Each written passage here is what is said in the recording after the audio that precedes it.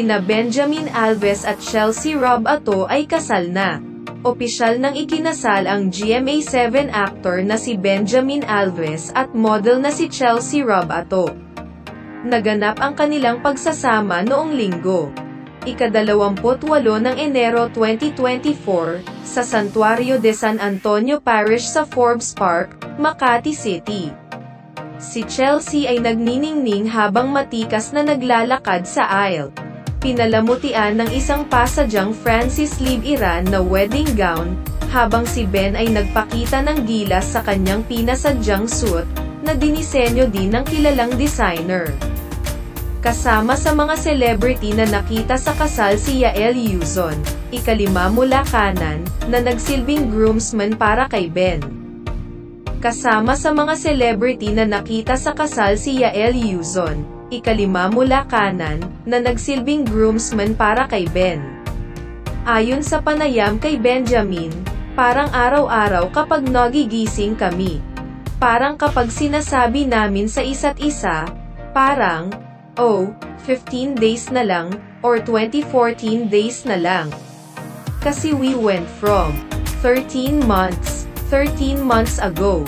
So, ngayon, ilang days na lang. Binanggit ni Benjamin na mas maaga silang magpakasal ni Chelsea kung hindi dahil sa pandemya. Sa tingin ko ang tanging bagay na pumipigil sa amin ay pandemya. So, we wanted to make sure, kasi both of our families are in the States. Kailangan kong siguraduhin na makakauwi sila para dito.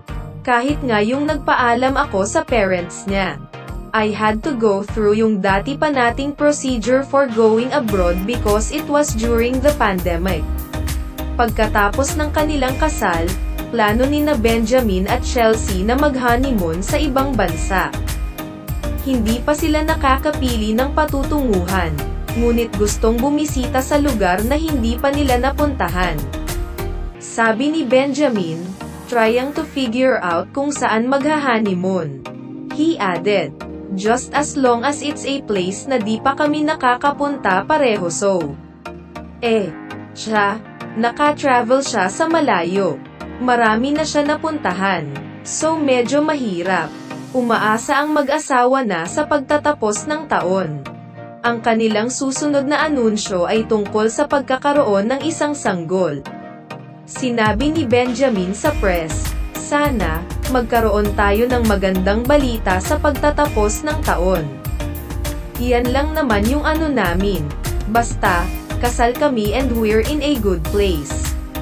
At kung pinagpala tayong magkaroon ng anumang mabuti, kahit na mas magandang balita para sa 2024, bakit hindi?